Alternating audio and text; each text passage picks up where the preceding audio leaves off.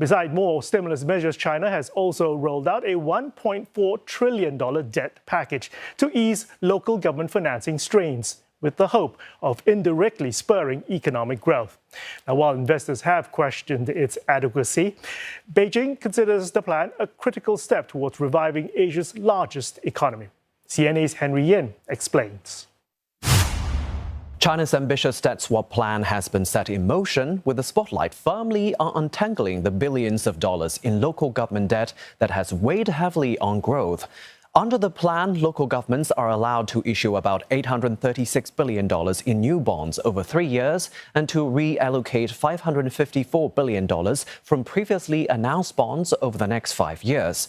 Beijing estimated the swap could save around $83 billion in interest payments over 5 years. In addition, another $276 billion in hidden debt related to the redevelopment of rundown homes will not come due until 2029. These measures are expected to relieve local governments' debt pressures. But why focus on local government debt now when so many other sectors could use a boost? Simply put, China is confronting a hidden local government debt crisis, one that's dragging down growth more than ever before.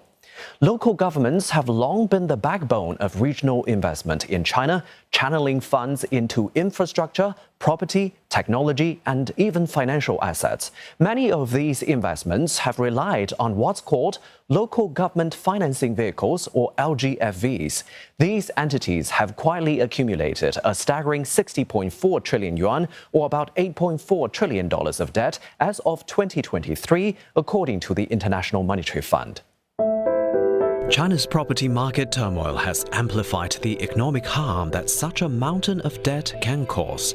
With land sale revenues, the lifeblood of many local governments drying up, LGFVs are teetering on the brink of default. And as debt burdens rise, local authorities have been forced to tighten their belts, cutting civil servant salaries, trimming pensions, scaling back public services, and even imposing heavier fines and fees on businesses. These austerity moves have dented both business and consumer confidence, while leaving local creditors and infrastructure contractors in the lurch. The financial strain has also stymied money flows to the real economy, and that's created deflationary pressure. So what steps are being taken by Beijing to address this? The latest debt swap plan will raise the local government debt ceiling every year from 2024 to 2026. This is not China's first attempt at directly curbing local debt, though. Back in 2015, Beijing rolled out a debt for bonds program, encouraging local governments to exchange loans for lower interest bonds. A series of additional measures soon followed, including specific bonds designed to refinance existing projects. And as we look ahead, more strategies could be on the way. China's top policymakers are gathering at the annual Central Economic Work Conference, where they discuss growth targets and policies for the upcoming year. For now, all eyes are on how these new measures will reshape China's debt landscape and ultimately its economic trajectory. For CNA Explains, I'm Henry Yin.